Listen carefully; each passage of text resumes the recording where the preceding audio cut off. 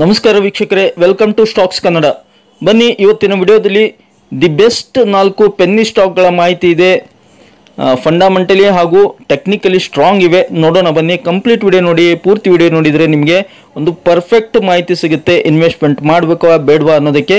ಹೀಗಾಗಿ ಪೂರ್ತಿ ವಿಡಿಯೋ ನೋಡಿದ ನಂತರ ನಿಮಗೆ ಮಾಹಿತಿ ಇಷ್ಟವಾದಲ್ಲಿ ಲೈಕ್ ಮಾಡಿ, ಸಬ್ಸ್ಕ್ರೈಬ್ ಮಾಡಿ ಸ್ನೇಹಿತರೆ. ನೋಡಿ, ಪೆನ್ನಿ ಸ್ಟಾಕ್ ಅಂದಾಗ ಒಂದು ಕಡಿಮೆ ಮೊತ್ತದ ಶೇರುಗಳು ಕಡಿಮೆ ಬೆಲೆ ಇರ್ತವೆ. ಅಫ್ಕೋರ್ಸ್ ಅವು ಕಡಿಮೆ ಬೆಲೆ ಇದ್ದು ಒಂದೊಂದು ಸಲ ಹ್ಯೂಜ್ ರಿಟರ್ನ್ಸ್ ಒಂದೇ ಸಲಕ್ಕೆ ಜಂಪ್ ಆಗೋ ಚಾನ್ಸಸ್ ಇರುತ್ತೆ. ಸ್ಲೋ ಆ್ಯಂಡ್ ಸ್ಟಡಿ ಮೂವ್ ಆಗೋ ಚಾನ್ಸಸ್ ಇರುತ್ತೆ. Depends on their business and technically fundamentally ಹೇಗೆ ಸ್ಟ್ರಾಂಗ್ ಇವೆ, ಓವರ್ ಆಲ್ ಅದರ ಬಿಸ್ನೆಸ್ ಹೇಗಿದೆ, ಗ್ರೋತ್ ಹೇಗಿದೆ, ಅದು ಸಾಲ ಮುಕ್ತ ಇದೆಯೋ ಇಲ್ವೋ, ಸಾಲ ಇದೆಯೋ ಇಲ್ವೋ, ಅದರ ರಿಸಲ್ಟ್ಸ್ ಹೇಗೆ ಬರ್ತಾ ಇದೆ, ಅದು ಎಲ್ಲ ಮ್ಯಾಟರ್ಸು ಡಿಪೆಂಡ್ಸ್ ಆಗುತ್ತೆ. ಒಂದು ಕಂಪ್ನಿ ಗ್ರೋ ಆಗಬೇಕಂದ್ರೆ, ಸ್ಪೆಷಲಿ ಒಂದು ಪೆನ್ನಿ ಸ್ಟಾಕು ಮಲ್ಟಿ ಬ್ಯಾಗರ್ ಆಗಬೇಕಂದ್ರೆ, so penny stock is here. ಅದು ನಾವೆಲ್ಲ ಏಕೆ penny stock ಹುಡುಕ್ತೀವಿ?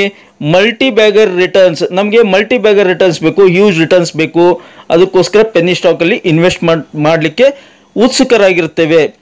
So multi bagger ಯಾವಾಗ ಆಗ್ತವೆ ಅವು ಪೆನ್ನಿ ಸ್ಟಾಕು? ಪ್ರತಿಯೊಂದು ಪೆನ್ನಿ ಸ್ಟಾಕು ಮಲ್ಟಿ ಬ್ಯಾಗರ್ ಆಗಲಿಕ್ಕೆ ಸಾಧ್ಯನೇ ಇಲ್ಲ. 100ರಲ್ಲಿ ಒಂದು 5-6 ಮಲ್ಟಿ ಬ್ಯಾಗರ್ ಆಗ್ಬೋದು. ಅದು ಬಿಟ್ಟು ಉಳಿಕಿದ್ದೆಲ್ಲ ಎಷ್ಟು ಬೆಲೆ ಇರುತ್ತೆ ಅಷ್ಟರಲ್ಲೇ ಇರ್ತವೆ ಸ್ನೇಹಿತರೆ. ಹೀಗಾಗಿ ಆ ಒಂದು ಜಮ್ ಸ್ಟಾಕ್ಗಳನ್ನು, ಡೈಮಂಡ್ ಸ್ಟಾಕ್ಗಳನ್ನು ನಾವು ಹುಡುಕೋದು ಹೇಗೆ? ತುಂಬ ಕಷ್ಟಪಡಬೇಕಾಗುತ್ತೆ. ಅದಕ್ಕೋಸ್ಕರ ವೆರಿ ಒಂದು ಇನ್ಫಾರ್ಮೇಷನ್ ತೊಗೊಂಬಂದ್ಬಿಟ್ಟು, ಸಾಕಷ್ಟು ಒಂದು ರೈಟ್ ಇನ್ಫಾರ್ಮೇಷನ್ ಕಲೆಕ್ಷನ್ ಮಾಡಿಬಿಟ್ಟು ನಿಮ್ಮ ಮುಂದೆ ಇಡ್ತಾ ಇದ್ದೀನಿ. ಹೀಗಾಗಿ ಲೈಕ್ ಮಾಡಿ. ಮತ್ತು ಒಂದು ಮಲ್ಟಿ ಬ್ಯಾಗರ್ ಆಗಬೇಕು ಪೆನ್ನಿ ಸ್ಟಾಕ್ ಅಂದರೆ the company must have very good business ಅಂತ ನಾನು ಬಲವಾಗಿ ನಂಬ್ತೇನೆ ಸ್ನೇಹಿತರೆ. ಬಿಸ್ನೆಸ್ ಚೆನ್ನಾಗಿತ್ತು, ಕಂಪ್ನಿದು ಗ್ರೋತ್ ಓರಿಯೆಂಟೆಡ್ ಬಿಸ್ನೆಸ್ ಇತ್ತಂದರೆ 100% ಸ್ಟಾಕ್ ಪ್ರೈಸು ಜಂಪ್ ಆಗೇ ಆಗುತ್ತೆ, ಮೂವ್ ಆಗೇ ಆಗುತ್ತೆ, ಕಂಪ್ನಿ ಕೂಡ ಗ್ರೋ ಆಗುತ್ತೆ, ಮತ್ತು ಮಲ್ಟಿ ಬ್ಯಾಗರ್ ರಿಟರ್ನ್ಸ್ ಕೂಡ ಕೊಡುತ್ತೆ. ಇದು ನನ್ನ ಬಲವಾದ ನಂಬಿಕೆ. ಪ್ರತಿಯೊಂದು stock penny stock multi bagger return ಕೊಡಲ್ಲ.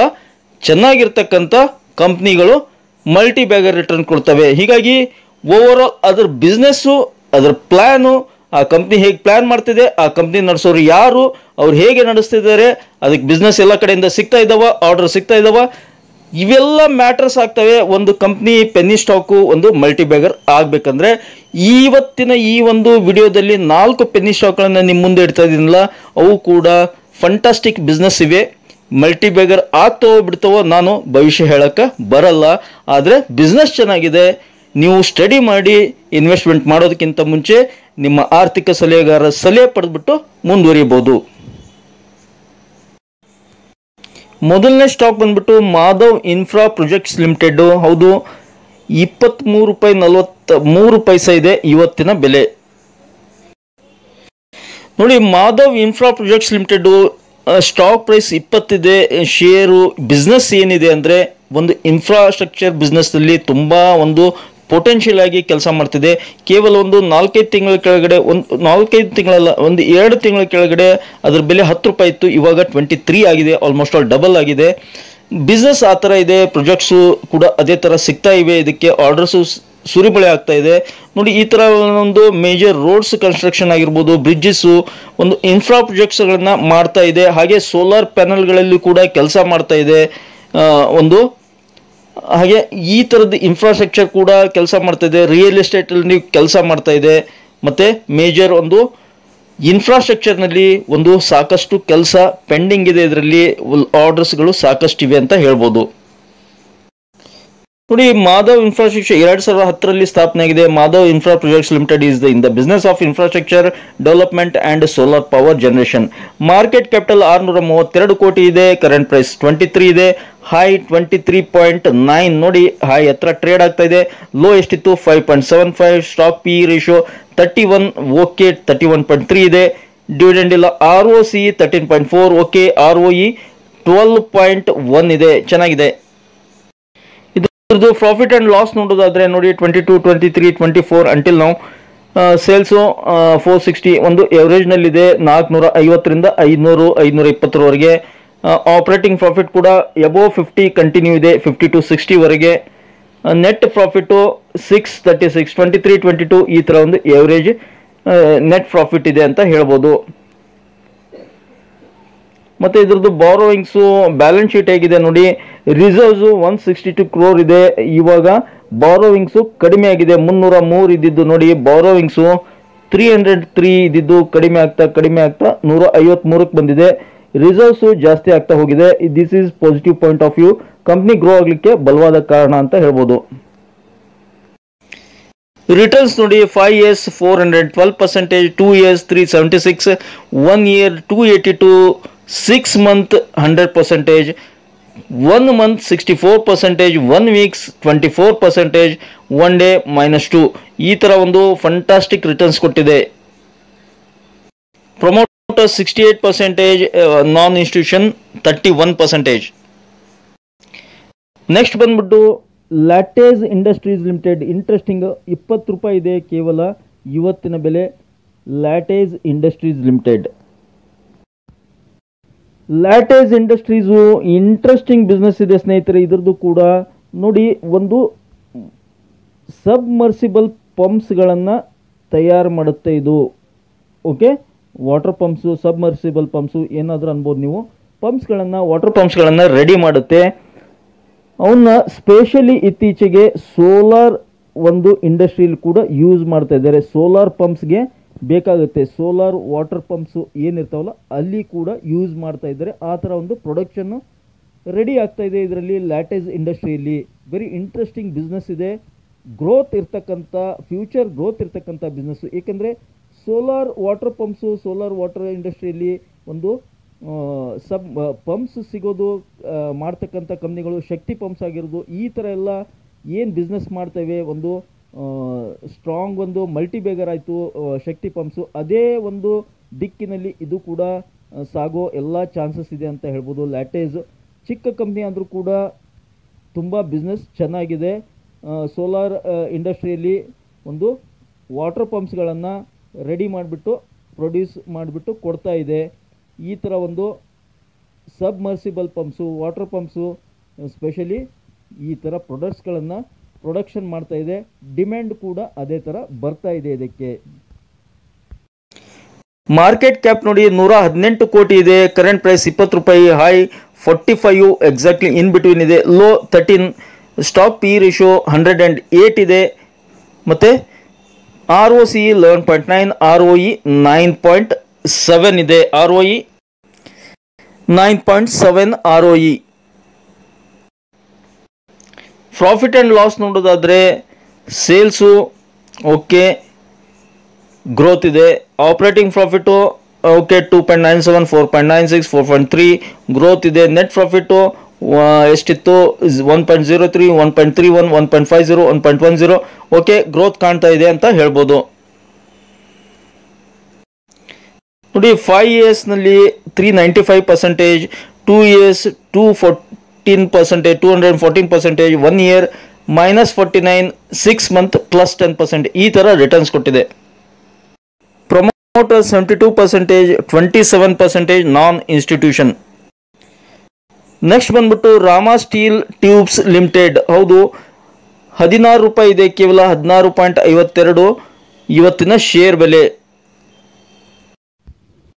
ನೋಡಿ, ಇದರ ಪ್ರಾಡಕ್ಟ್ಸ್ ಬಂದ್ಬಿಟ್ಟು ಪ್ಯೂರ್ಲಿ ಹೆಸರು ಹೇಳಿದಾಗೆ ರಾಮಾ ಸ್ಟೀಲ್ ಅಂತ ಹೆಸರು ಹೇಳಿದಾಗೆ ಸ್ಟೀಲ್ ಇಂಡಸ್ಟ್ರಿಯಲ್ಲಿ ಕೆಲಸ ಮಾಡ್ತಾಯಿದೆ. ಸ್ಪೆಷಲಿ ಸ್ಟೀಲ್ ಟ್ಯೂಬ್ಸ್ಗಳನ್ನು ಪ್ರೊಡಕ್ಷನ್ ಮಾಡೋದು ಇದ್ರ ಮೇನ್ ಬಿಸ್ನೆಸ್ಸು. ಈ ಥರ ಒಂದು ಲಾಂಗ್ ಸ್ಟೀಲ್ಸ್ ಆಗಿರ್ಬೋದು, ಶಾರ್ಟ್ ಸ್ಟೀಲ್ಸ್ ಆಗಿರ್ಬೋದು, ಟ್ಯೂಬ್ಸ್ಗಳಾಗಿರ್ಬೋದು, ಇವುಗಳನ್ನು ನಿರ್ಮಾಣ ಮಾಡಿಬಿಟ್ಟು ಇನ್ಫ್ರಾಸ್ಟ್ರಕ್ಚರ್ ಇಂಡಸ್ಟ್ರಿಗೆ ಪ್ರೊವೈಡ್ ಮಾಡುತ್ತೆ, ರಿಯಲ್ ಎಸ್ಟೇಟ್ಗೆ ಪ್ರೊವೈಡ್ ಮಾಡುತ್ತೆ, ಸಾಕಷ್ಟು ಒಂದು ಕಾರ್ಖಾನೆಗಳಿಗೆ ಪ್ರೊವೈಡ್ ಮಾಡುತ್ತೆ.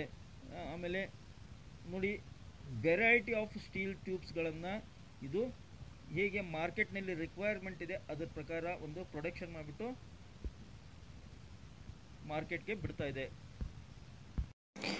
ಮಾರ್ಕೆಟ್ ಕ್ಯಾಪಿಟಲ್ ಬಂದ್ಬಿಟ್ಟು 2504 ಕೋಟಿ. ಕರೆಂಟ್ ಪ್ರೈಸ್ 16.5 ಇದೆ, ಹೈ 16.8, ಲೋ 9.90. ಸ್ಟಾಕ್ ಪಿ 88 ಇದೆ.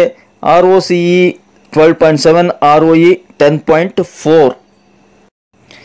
ಇದರ ಪ್ರಾಫಿಟ್ ಆ್ಯಂಡ್ ಲಾಸ್ ನೋಡೋದಾದರೆ ನೋಡಿ, 22, 23, 24 ಅಂಟಿಲ್ ನಾವು ಕಾಣ್ತಾ ಇದೆ ಅಂದ್ಕೊಂಡಿದ್ದೀನಿ. ಸೇಲ್ಸ್ ಗ್ರೋತ್ ಆಗ್ತಾ ಇದೆ.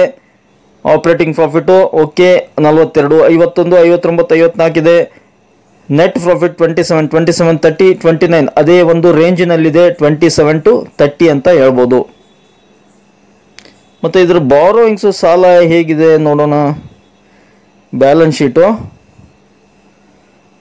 ರಿಸರ್ವ್ಸು ಓಕೆ ಇಂಕ್ರೀಸ್ ಮಾಡಿದ್ದಾರೆ, ರಿಸರ್ವ್ಸು ಚೆನ್ನಾಗಿದೆ. 92 ಇದ್ದಿದ್ದು 81, 18, 117, 181 ಓಕೆ. ಬಾರೋಯಿಂಗ್ಸ್ ಇನ್ನೂ ಕಡಿಮೆ ಆಗಬೇಕು. 5 ವರ್ಷದಲ್ಲಿ ನೋಡಿ 2000% ರಿಟರ್ನ್ಸ್ ಕೊಟ್ಟಿದೆ. 2 ವರ್ಷದಲ್ಲಿ 111, 1 year 27, 6 month 25, 1 month 49% ಈ ಥರ ಒಂದು ರಿಟರ್ನ್ಸ್ ಕೊಟ್ಟಿದೆ. 56% promoters, 0.05 FIs, 43% non institution. Next stock ಬಂದ್ಬಿಟ್ಟು ಲಾಯ್ಡ್ಸ್ ಇಂಜಿನಿಯರಿಂಗ್ ವರ್ಕ್ಸ್ ಲಿಮಿಟೆಡ್. ಇವತ್ತಿನ ಬೆಲೆ 75 ಇದೆ. ಫಂಟಾಸ್ಟಿಕ್ ಸ್ಟಾಕ್ ಇದು, ಬಿಸ್ನೆಸ್ ಕೂಡ ವೆರಿ ಸ್ಟ್ರಾಂಗ್ ಇದೆ. ನೋಡೋಣ ಬನ್ನಿ.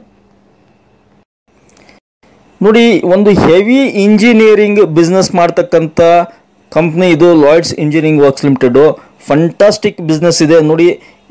ಮೇಜರ್ ಇಂಡಸ್ಟ್ರಿಗಳಲ್ಲಿ ಯೂಸ್ ಮಾಡ್ತಕ್ಕಂಥ ಸ್ಟೀಲ್ ಒಂದು ಬಿಸ್ನೆಸ್ ಮಾಡ್ತಾ ಇದೆ. ಇದರ ಒಂದು ಪ್ರೊಡಕ್ಷನ್ ಫ್ಯಾಕ್ಟ್ರಿ ಅಂತ ಹೇಳ್ಬೋದು. ದೊಡ್ಡ ದೊಡ್ಡ ಫ್ಯಾಕ್ಟ್ರಿಗಳಲ್ಲಿ ಇದರ ಒಂದು ಮಟೀರಿಯಲ್ಸ್ ಯೂಸ್ ಮಾಡ್ತಾರೆ ನೋಡಿ. ಹ್ಯೂಜ್ ಕ್ವಾಂಟಿಟಿ ದೊಡ್ಡ ದೊಡ್ಡ ಇಂಡಸ್ಟ್ರಿಯಲ್ಲಿ ಯೂಸ್ ಮಾಡ್ತಕ್ಕಂಥ ಒಂದು ಮಟೀರಿಯಲ್ಸನ್ನು ಪ್ರೊಡಕ್ಟ್ಸ್ ಮಾಡುತ್ತೆ. ಇಂಜಿನಿಯರ್ಸ್ ವರ್ಕ್ಸ್ಗಳನ್ನು ಪ್ರೊಡಕ್ಷನ್ ಮಾಡುತ್ತೆ.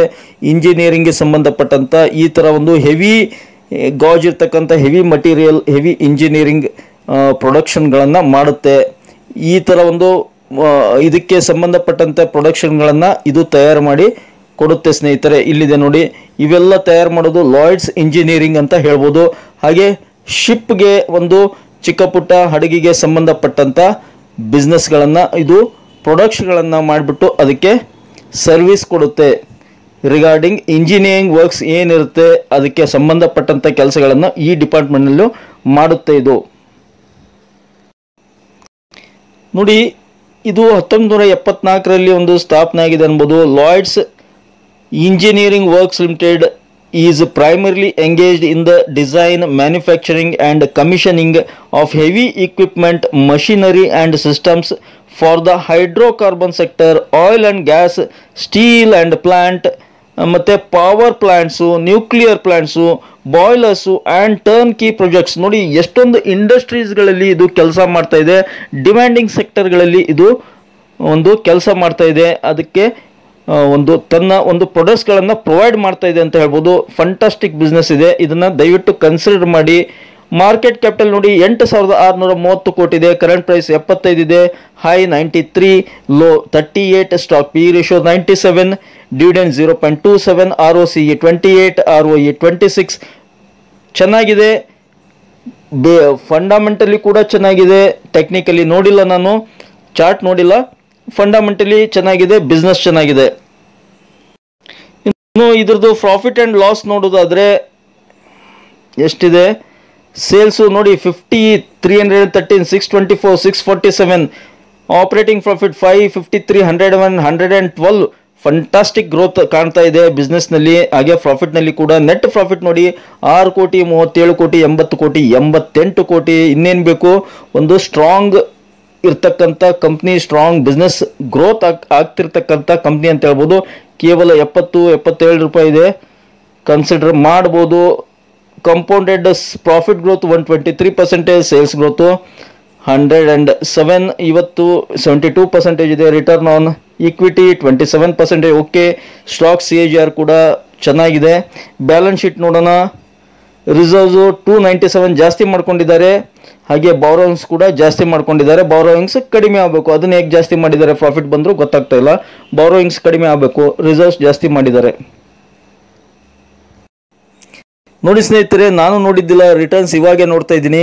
5 ವರ್ಷದಲ್ಲಿ 17,000% ರಿಟರ್ನ್ಸ್ ಕೊಟ್ಟಿದೆ. 17,430%. ಹ್ಯೂಜ್ ಮಲ್ಟಿ ಬ್ಯಾಗರ್ ಆಲ್ರೆಡಿ ಆಗಿದೆ. ಇನ್ನೂ ಏನು 73 ರೂಪಾಯಿ ಇದೆ ಪ್ರೆಸೆಂಟ್ ಪ್ರೈಸು.